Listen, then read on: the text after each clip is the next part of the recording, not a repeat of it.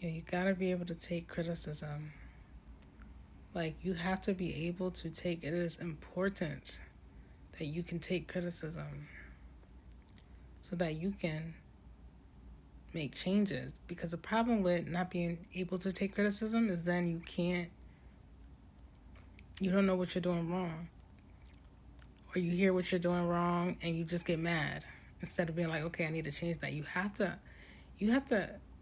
when I was coaching track, I remember doing um, handoffs with my athletes. Like, and if there was a new girl, like I would have to teach her, right, to do handoffs because she had, like, most of the time had never done them before.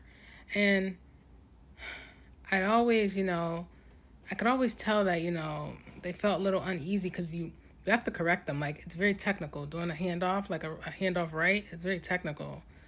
And, um, it's no look. It's a certain way you have to do it. And I would always feel like they were getting uneasy when I would correct them. And I always tell them, right, these are high schoolers. I would always say, listen, I'm not like yelling at you. I'm just correcting you. So like, it's okay. Like, do you understand that? I would always make sure they understood that. Like, I'm not screaming at them, scolding them. I'm just correcting them so that they did it right. And then they always would ease up. It was like something dropped off them. Mind you, I didn't do anything different. I was still correcting them. I just reassured them. But I think we live in a society where we told people that being corrected is bad. Like, if you don't know all the right answers immediately, even if you've never done the thing, if you don't know all the right answers immediately, you're not doing well. Like, that's the kind of society we live in, at least in the United States. And and that is so dangerous because then the moment you get criticism and somebody doesn't, ease up, or like the moment you get criticism, you're gonna be like hurt and you're not gonna want to do it. I mean, it's a lot. I feel like we all know people like that. And a lot of us have been like that. I know I was and didn't realize it. So basically,